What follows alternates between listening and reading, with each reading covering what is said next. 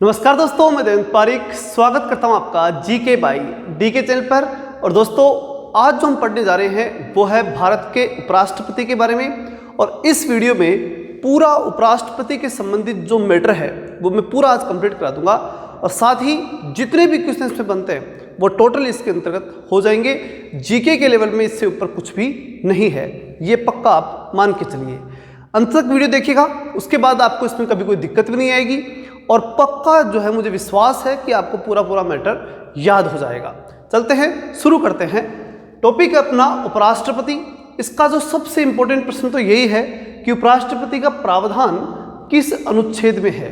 तो सही उत्तर इसका होगा अनुच्छेद 63। तो एक तो ये याद रखना आपको, ठीक। 63 जो है उसके अंदर क्या है, उपराष्ट्रपति, मतलब उपराष्ट्रपति तैरता है, 63, ठीक। तो तैरने से आप इसको याद रख सकते हैं उपराष्ट्रपति, क्योंकि वो तो राष्ट्रपति के बाद नंबर आता है, तब तक तो वो तैरता ही रहता है। तो इसलिए 63, इसको आप अच्छे से याद रखिएगा। अब हम चलते हैं इसकी इंपॉर्टेंट पॉइंट्स और उनके ऊपर जो सबसे महत्वपूर्ण जानकारियां जो आपके एग्जाम के दृष्टिकोण से बहुत महत्वपूर्ण क्वेश्चन है, उन सब पे हम चर्चा करते हैं। सबसे पहले हम बात करते हैं सामान्य जानकारी। इसके अंदर प्रमुख जो सामान्य जानकारी जिसमें से हमें प्रश्न पूछा जाता है वो क्या है। सबसे पहली बात कि ये प्रावधान कहाँ से लिया गया, मतलब उपराष्ट्रपति का जो प्रावधान है वो कहाँ से लिया गया। ये प्रावधान लिया गया है अमेरिका से।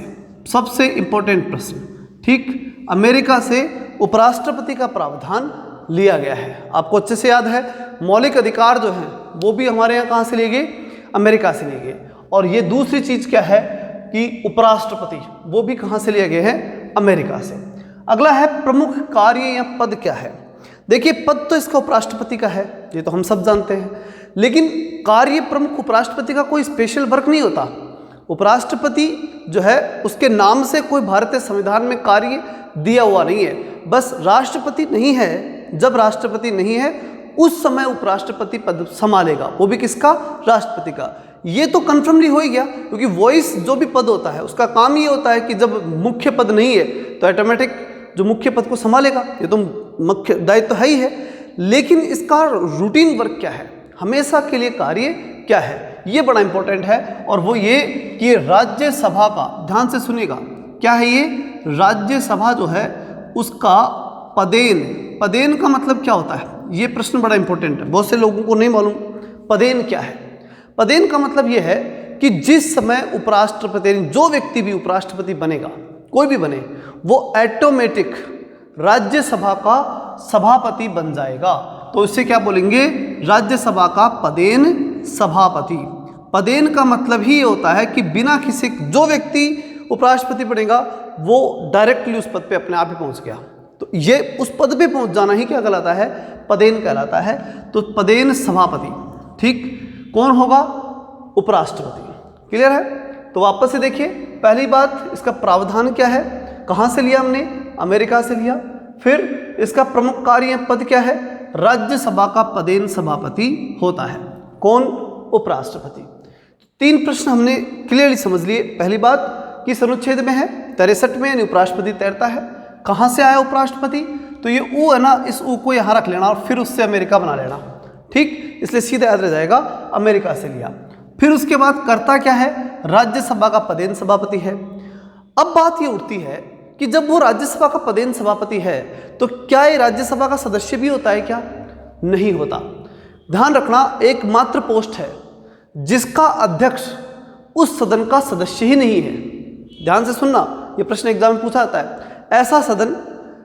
ऐसा सदन जिसका अध्यक्ष उस सदन का सदस्य ही नहीं है, तो वो कौन है, तो वो कौन है, उपराष्ट्रपति है, ठीक। तो क्लियर हो चुकी बात। मतलब ये कि उपराष्ट्रपति जो है वो राज्यसभा का सदस्य नहीं होता, ठीक है। ध्यान रखिएगा, इसका सदस्य कभी नहीं होता, ठीक। वो कैसे आता है इस पे हम चर्चा करेंगे। उससे पहले हम देखते हैं कि बन कौन सकता है उपराष्ट्रपति कौन बन सकता है। क्या मैं और आप बन सकते हैं, क्या हमारे में इतनी योग्यता है कि हम उपराष्ट्रपति बन जाएं। तो वो योग्यता पहले चेक करेंगे, फिर वो जो योग्य होंगे उनमें से किसी एक को चुनेंगे। तो पहले हमें क्या देखनी होगी, योग्यता। योग्यता की जब हम बात करते हैं तो सबसे पहली योग्यता तो आप सबको मालूम है, और ये मैं तो इसे औपचारिकता ही मानता हूँ किताबों में लिखना, कि भारत का नागरिक हो। क्लियर है? बिना भारत के नागरिक को इतने बड़े पोस्ट पे कौन बिठाएगा? संभव ही नहीं है। जैसे कई जगह लिखा होता है ना, पागल और दिवालिया न हो, तो पागल और दिवालिया को कौन बिठाएगा? कौन उपराष्ट्रपति बनाएगा? बड़े समझदारों को नहीं नंबर आता, तो पागलों का नंबर कहाँ आएगा? तो ये तो सिर्फ औपचारिकता है, ठीक। लेकिन जो प्रमुख योग्यताएं हैं, तो एक तो क्लियरली समझ गई भारत का नागरिक हो। फिर उसके बाद जो महत्वपूर्ण है वो है 35 वर्ष की आयु पूरी करता हो। एक बात मैंने हमेशा आपको बताई है और इस बात को हमेशा याद भी रखिएगा, क्या कि देखिए, जब हम विधानसभा की या ये बात करें कि हम लोकसभा की बात करें, सीधे जनता के जो प्रतिनिधि बनते हैं उनकी जो एज होती है वो तो होती है हमेशा 25 साल। फिर उसके बाद दूसरा जो ऊपर वाला पद, मतलब ये तो हुआ कौन सा? लोअर सदन, निम्न सदन, जिसे हम लोकसभा और विधानसभा बोलते हैं। इनसे ऊपर वाला सदन कौन सा है? राज्यसभा और विधान परिषद। तो इनकी एज 5 वर्ष बढ़ा दो, मतलब 25 और 5 30। और फिर इनसे ऊपर कौन है? ये पद, राष्ट्रपति, उपराष्ट्रपति, ये जो प्रमुख पद हैं ये उनसे ऊपर हो गए, तो इसलिए इनकी 5 और बढ़ा दीजिए, तो कितनी हो गई? 35। तो ऑटोमेटिक याद रह सकती है बात कि राष्ट्रपति उपराष्ट्रपति की एज कितनी होगी? 35 वर्ष। तो 35 वर्ष की आयु पूरी करता हो, पहली बात। दूसरी बात, अच्छा ये बताइए, उपराष्ट्रपति किस सदन का अध्यक्ष बन रहा है? राज्यसभा का। हालांकि राज्यसभा का सदस्य तो नहीं है, लेकिन इतनी योग्यता तो होनी चाहिए नहीं कि जिसकी अध्यक्षता कर रहा है उसका सदस्य तो बन जाए वो। निश्चित रूप से इतना तो होना चाहिए। जैसे राष्ट्रपति के लिए जरूरी है कि वो कम से कम लोकसभा का सदस्य बनने जितनी योग्यता रखे, उसी प्रकार से उपराष्ट्रपति के लिए जरूरी है कि वो कम से कम राज्यसभा का सदस्य बनने जितनी योग्यता रखे। तो इसलिए दूसरी जो योग्यता है वो ये कि राज्यसभा का सदस्य बनने की योग्यता रखे, ठीक है ना। उसका सदस्य बनने जितने लक्षण उसमें होने ही चाहिए, उतनी योग्यता उसमें होनी ही चाहिए, ठीक। अब अगली बात, नेक्स्ट जो बात आती है, और क्या योग्यता होनी चाहिए उसमें, उपराष्ट्रपति में? तो देखिए, दो बातें और बड़ी महत्वपूर्ण हैं। क्या? पहला मैंने आपको बताया भारत का नागरिक होना चाहिए, ये तो वैसे भी आती है। 35 वर्ष की आयु पूरी होनी चाहिए। तीसरा, राज्यसभा का सदस्य बनने की योग्यता उसमें होनी चाहिए। दो जो योग्यताएं और हैं वो थोड़े अलग किस्म के हैं लेकिन बड़ी महत्वपूर्ण हैं। क्या? कि एक तो वो लाभ के पद पर न हो। क्या न हो? लाभ के पद पर न हो, ठीक। मतलब लाभ के पद पर होना, वो व्यक्ति क्या होगा? उसे उपराष्ट्रपति नहीं बनाया जाएगा। अब प्रश्न ये उठता है कि लाभ का पद क्या होता है? लाभ का पद होता है मतलब सरकार से कोई लाभ ले रहा हो, सरकारी कर्मचारी जिसे बोल सकते हैं हम। अब आप कहेंगे कि साहब ये जो मंत्री, ये जो प्रधानमंत्री, ये भी सरकार से लाभ तो लेते ही हैं, तो फिर इनको क्या नहीं मानेंगे? देखिए, ये 5 साल के लिए हमारी सेवा करने के लिए आते हैं, ऐसा माना जाता है। अब क्या करते हैं वो अलग विषय है, लेकिन हमारी सेवा करने के लिए वो आते हैं 5 साल के लिए, ऐसा माना जाता है। जनता ने चुन करके भेजा है, कोई सरकारी पोस्ट उनको नहीं दी, ऐसा माना जाता है। और इस आधार पर जितने भी जो मंत्री हैं, प्रधानमंत्री है, राष्ट्रपति, उपराष्ट्रपति है, अन्य कोई इस प्रकार के व्यक्ति है जो 5 साल के लिए यानी अस्थायी चुन करके आए हैं और फिर उन्हें कोई लाभ का पद मिला है और कुछ समय के लिए मिला है, तो वो लोग लाभ के पद में शामिल नहीं होते। और बाकी लोग जो परमानेंटली हैं, या फिर कोई राजनीतिक नियुक्ति है, या फिर कोई इस प्रकार का आयोग, या कहीं इस प्रकार के जो जहाँ पे पूरी मशीनरी उसके हाथ में आ गई, वो लाभ का पद माना जाता है। प्रमुख रूप से आप याद रखें कि मंत्री, प्रधानमंत्री और विधानसभा, संसद के जो सदस्य होते हैं, ये लोग जो होते हैं, इन्हें जो है वो लाभ का पद नहीं माना जाता। अब हम बात करते हैं कि तो इसका मतलब लाभ के पद पर न हो, मतलब सरकारी कर्मचारी न हो। एक बार दिमाग में ये बात रखें। अगली चीज, लास्ट बात जो हम इसके अंदर जाने वो ये कि वो किसी सदन का सदस्य ना हो। सदन का मतलब हुआ कि चाहे वो लोकसभा, राज्यसभा, या फिर वो विधानसभा या विधान परिषद, किसी भी सदन का सदस्य नहीं होना चाहिए। क्योंकि अगर वो सदन का सदस्य है, ठीक है, किसी सदन का सदस्य, किसी भी, ये भी बड़ा इंपॉर्टेंट है, किसी भी सदन का सदस्य न हो, और अगर मान लो वो है तो, और फिर चुना गया तो क्या करें? तो ऐसी स्थिति के अंदर अगर मान लीजिए कोई विधानसभा का सदस्य है और वो खड़ा हो गया, या सांसद कोई खड़ा हो गया उपराष्ट्रपति के चुनाव में, तो खड़ा हो सकता है, कोई दिक्कत नहीं है। लेकिन जैसे ही वो उपराष्ट्रपति चुना जाएगा, बस चुनते ही वो जो राज्यसभा में या कहीं लोकसभा में या विधानसभा में जहाँ कहीं उसका पद है, वो पद अपने आप रिक्त मान लिया जाएगा, वो फिर खाली है ऐसा मान लिया जाएगा। और ये जो राष्ट्रपति है, ये सॉरी उपराष्ट्रपति जो है, उसका पद ही उसका मान्य होगा। तो किसी भी सदन का सदस्य न हो, ध्यान रखिए, किसी भी सदन का सदस्य न हो, ये भी आपको ध्यान रखना है। तो ये 4 चीजें प्रमुख रूप से, और 5वीं आपको बताई हुई भारत का नागरिक हो, ये 4 याद रखना, ये इंपॉर्टेंट है। 35 वर्ष की आयु पूरी करता हो, राज्यसभा का सदस्य बनने जितनी योग्यता रखता हो, ठीक, राब के पद पर न हो और किसी भी सदन का सदस्य न हो, और अगर है तो जिस समय उपराष्ट्रपति बनेगा स्वतः पद रिक्त मान लिया जाएगा। अब अगली बात पे हम चलते हैं, निर्वाचक मंडल कैसे होगा। आर्टिकल 66 के अंदर ये जो छक्के लगाने के लिए जो लोग आएंगे, जो छक्के लगा करके उसे बनाएंगे, किसको, उपराष्ट्रपति को, वो लोग कहाँ से आएंगे और कौन होंगे। एक बात का ध्यान रखना, जब राष्ट्रपति का चुनाव होता है तो उसके समय मनोनीत सदस्य कभी भाग नहीं लेते, मतलब लोकसभा राज्यसभा के सिर्फ और सिर्फ निर्वाचित सदस्य भाग लेते हैं। लेकिन इसकी विधानसभा के सदस्य भी उसमें भाग लेते हैं, किसमें, राष्ट्रपति के निर्वाचन में। लेकिन इसकी कंडीशन अलग है, इसमें सिर्फ 2 तो सदन भाग लेते हैं, कौन, लोकसभा प्लस राज्यसभा, और इनके भी समस्त सदस्य, ये इंपॉर्टेंट बात है, समस्त सदस्य ये इसके अंदर भाग लेते हैं। ले लिए, निर्वाचक मंडल तैयार हो गया। अब निर्वाचक मंडल बनने के बाद उसने निर्वाचन किया। अब निर्वाचन कैसे करेगा, वो निर्वाचक मंडल वही प्रोसेस अपनाएगा जो राष्ट्रपति के निर्वाचन की प्रोसेस थी। राष्ट्रपति के निर्वाचन की प्रोसेस क्या थी, आनुपातिक प्रतिनिधित्व। अच्छा, आनुपातिक जो प्रतिनिधित्व है, इसका मतलब ये हो गया ना कि अनुपात में प्रतिनिधित्व होगा, अर्थात डायरेक्ट जितने वोट मिले उतना तो नहीं मिलेगा, अनुपात में मिलेगा। और ये बात मैंने पहले बताई थी। इसको देखना है आपको, इसको जानना है तो राष्ट्रपति की वीडियो में आप जाके देख सकते हैं, प्लेलिस्ट डिस्क्रिप्शन में आपको मैं उपलब्ध करवा दूंगा। चलते हैं भी, आनुपातिक प्रतिनिधित्व की प्रणाली को अपनाते हुए एकल संक्रमणीय मत पद्धति को ध्यान में रखते हुए, एकल संक्रमणीय पद्धति, अच्छा ये पद्धति जो है ना एकल संक्रमणीय, ये किस में आती है, आनुपातिक प्रतिनिधित्व की प्रणाली के अंतर्गत आती है। आनुपातिक प्रतिनिधित्व में 2 होती है, एक सूची प्रणाली और एक होती है एकल संक्रमण। तो भारत में जितने भी पद है ना, उन सब में क्या काम मिल जाती है, एकल संक्रमण। देखिए मैं बताता हूँ आपको, राष्ट्रपति के निर्वाचन में एकल संक्रमणीय पद्धति काम आती है, राज्यसभा के सदस्यों के निर्वाचन में एकल संक्रमणीय पद्धति काम आती है, और उपराष्ट्रपति के निर्वाचन में भी एकल संक्रमणीय पद्धति ही काम में आती है। तो ये है। और अगली चीज, मतदान तो गुप्त ही होता है भारत में, तो गुप्त मतदान, ये चीजें इसके अंतर्गत होंगी। अब अगला पॉइंट अपना आता है पदावधि, मतलब कितना पद होगा, पद कितने समय तक उसके पास होगा, पद की अवधि कितनी होगी। तो निश्चित रूप से ये तो कॉमन सेंस है कि 5 वर्ष तो होता ही होता है, ठीक है। लेकिन अब उसमें कुछ माइनस और कुछ प्लस हो सकता है। तो माइनस होने की, अच्छा ये आर्टिकल भी आप याद रखना, 67, ठीक, 66 के बाद 67। मैंने बताया कि छक्के लगाने वाले लोग आते हैं और वो आकर के निर्वाचक मंडल बन करके और उपराष्ट्रपति का निर्वाचन कर देते हैं। और उससे जस्ट अगला 67, तो 67 मतलब उसका जो कार्यकाल है वो 67 पूरा हो जाता है। ऐसे आप याद रख लीजिए, 67 5 वर्ष। अब बात आती है इसमें 67 कै, ख और ग के बारे में।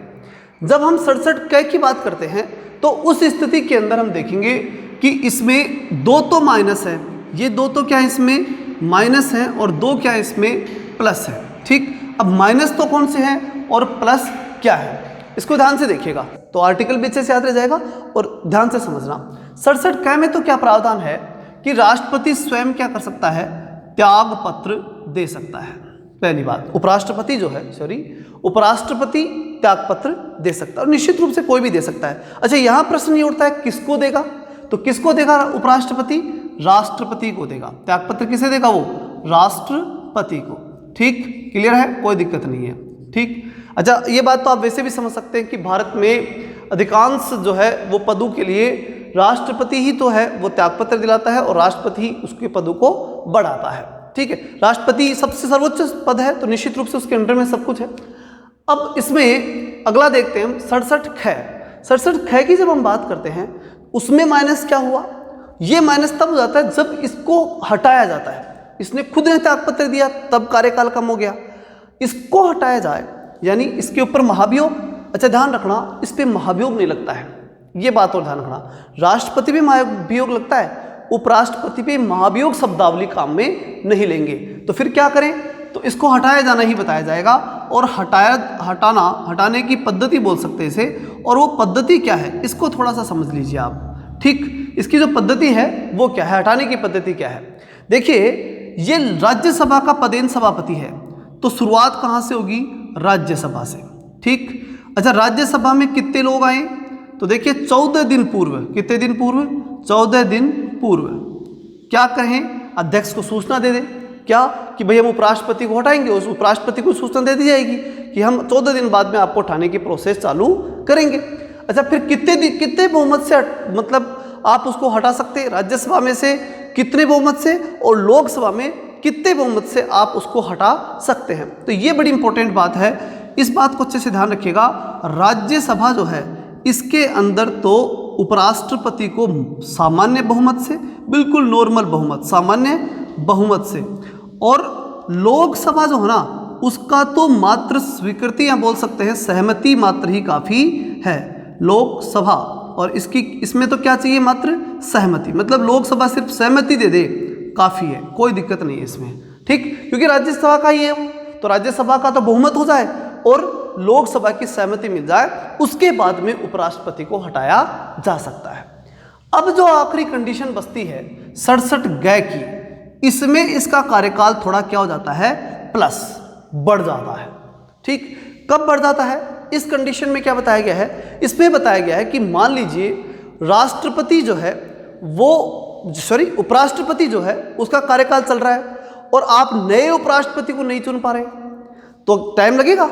तो उस समय के दौरान, मतलब नया उपराष्ट्रपति आप नहीं ला पाते, नए उपराष्ट्रपति के चुनाव तक, नए उपराष्ट्रपति और उसके चुनाव तक जो है वो आप क्या करेंगे? यही उपराष्ट्रपति पद पर रहेंगे। ठीक है, तो पद पर रहेंगे, पद के ऊपर रहेंगे। कौन रहेंगे? जो उपराष्ट्रपति होंगे वो उस पद के ऊपर बने रहेंगे। ठीक है ना, जब तक कि नया उपराष्ट्रपति चुन करके ना आ जाए। तो ये 3 कंडीशन इसके अंतर्गत आती है। अब ये प्रश्न माइंड में निश्चित रूप से आपके आ गया होगा कि सर ने हटाने की प्रोसेस बता दी, ठीक, लेकिन ये नहीं बताया कि जब राष्ट्रपति का जो पद है वो जो बिठाया जाएगा पद के ऊपर उपराष्ट्रपति को, तो उपराष्ट्रपति को पद पर बिठाते समय उसे शपथ कौन दिलाएगा? ठीक, शपथ भी तो बड़ी इंपॉर्टेंट पॉइंट होता है। तो एक बात तो आप माइंड में फिक्स कर लीजिए, भारत के राष्ट्रपति द्वारा ही संघ की यानी केंद्र सरकार का चाहे कितना बड़ा पद हो, सबको शपथ कौन दिलाएगा? राष्ट्रपति दिलाएगा। और फिर राष्ट्रपति को कौन दिलाएगा? तो उसको दिलाएगा सर्वोच्च न्यायालय का मुख्य न्यायाधीश। बस ये बात आपको कन्फर्मली ध्यान रखनी है। तो इसलिए इस बात का ध्यान रखिए कि केंद्र सरकार में जितने भी लोग हैं उन सबको जो है वो राष्ट्रपति ही शपथ दिलाता है। बस राष्ट्रपति को सर्वोच्च न्यायालय का मुख्य न्यायाधीश शपथ दिलाता है, इतनी बात आप याद रखना। तो इस आधार पर अगर हम देखें तो उपराष्ट्रपति को शपथ कौन दिलाता है, ये यहां देख लीजिए, शपथ। ठीक, उपराष्ट्रपति को शपथ कौन दिलाएगा? राष्ट्रपति दिलवाएगा, कोई दिक्कत इसमें नहीं है। और वही गोपनीयता की, पद की 2 शपथ होती है, सबको मालूम है, पद की भी शपथ होती है और गोपनीयता की शपथ होती है। अब हम बात करें, 2 महत्वपूर्ण पॉइंट अपने पास और रह गए। क्या? निर्वाचन संबंधी विवाद हो जाए तो क्या? अगर उपराष्ट्रपति का निर्वाचन हो गया और उसमें कहीं गड़बड़ी हो गई, ऐसा लगता है, ठीक, तो हम कहाँ जाके कहेंगे? तो वो जगह कौन सी है? तो इसके लिए आप जाएंगे सर्वोच्च न्यायालय। ध्यान रखिएगा, आपके पास ऑप्शन के अंदर निर्वाचन आयोग भी होगा, लेकिन आपको निर्वाचन आयोग नहीं करना है। ठीक, सर्वोच्च न्यायालय। सर्वोच्च न्यायालय के अंदर आप जाकर के और ये कह सकते हैं क्या कि भाई विवादों का निपटारा किया जाए। निर्वाचन संबंधी विवादों का निपटारा सर्वोच्च न्यायालय के अंदर जाकर के आप कर सकते हैं। सर्वोच्च न्यायालय में आपको उसके लिए जाना पड़ेगा। अब है लास्ट और वेरी इंपॉर्टेंट पॉइंट, और वो ये कि राष्ट्रपति के स्थान पर जब उपराष्ट्रपति कार्य करता है तब कितने दिन तक करता है? भाई राष्ट्रपति वाइस प्रेसिडेंट, इसका मतलब प्रेसिडेंट के स्थान पे काम करेगा, तो ये तो तय है कि काम तो करेगा, लेकिन कितने दिन तक कर सकता है अधिकतम? तो मान लीजिए राष्ट्रपति पद पे नहीं है, तो आपको क्या करना होगा? 6 माह के भीतर भीतर नया राष्ट्रपति चुनना होगा। तो इसका मतलब ये हुआ कि 6 माह तक अधिकतम जो है वो 6 माह तक क्या किया जा सकता है? उपराष्ट्रपति राष्ट्रपति के स्थान पे काम कर सकता है। उपराष्ट्रपति किसके स्थान पे काम कर सकता है? राष्ट्रपति के स्थान पर काम कर सकता है। ठीक, ये बड़ी इंपॉर्टेंट बात इसके अंतर्गत थी। तो यहाँ क्या हुआ कि उपराष्ट्रपति राष्ट्रपति के स्थान पर कितने दिन तक काम कर सकता है? अधिकतम तो 6 माह तक काम कर सकता है। इंपॉर्टेंट प्रश्न है, इसको आप अच्छे से याद रखना। क्यों? क्योंकि राष्ट्रपति का 6 माह के भीतर आपको क्या करना होता है? चुनाव करवाना होता है। तो ये था आज का महत्वपूर्ण टॉपिक और टोटली उपराष्ट्रपति इसमें कवर हो चुका है। सिर्फ उपराष्ट्रपतियों के नाम बचे हैं, तो इसकी मैं छोटी ट्रिक बना करके डाल दूंगा, जो 2 से 3 मिनट की होगी। जैसे मैंने राष्ट्रपति की डाली थी, वैसे ही उपराष्ट्रपतियों के नामों की क्रमशः एक ट्रिक बना करके आपको दे दूंगा, वो आप उसमें देख लीजिएगा। चलते हैं, और कल जो है आप जरूर समय पर पहुंच जाएं, कॉफी पेन लेके आया कीजिए, ठीक है। अगर अच्छा लगा हो तो लाइक कीजिए, अगर नए हो तो सब्सक्राइब कीजिए, अधिक से अधिक दोस्तों के पास शेयर कीजिए, ठीक है। जय हिंद, जय भारत।